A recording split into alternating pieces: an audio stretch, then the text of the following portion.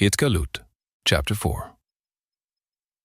After these things, I looked and saw a door opened in heaven, and the first voice that I heard, like a shofar speaking with me, was one saying, "Come up here, and I will show you the things which must happen after this."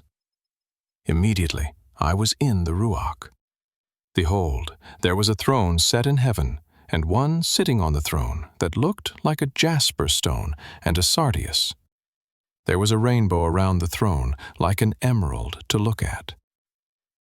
Around the throne were 24 thrones. On the thrones were 24 elders sitting, dressed in white garments, with crowns of gold on their heads. Out of the throne proceed lightnings, sounds, and thunders. There were 7 lamps of fire burning before his throne, which are the 7 Ruchot of Elohim. Before the throne was something like a sea of glass, similar to crystal.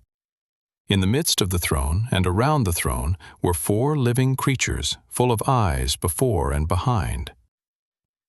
The first creature was like a lion, and the second creature like a calf, and the third creature had a face like a man, and the fourth was like a flying eagle.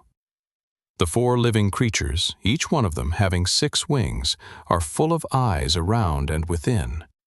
They have no rest day and night, saying, "Kadosh, Kadosh, Kadosh is Yahuwah Elohim, Shaddai, who was, and who is to come."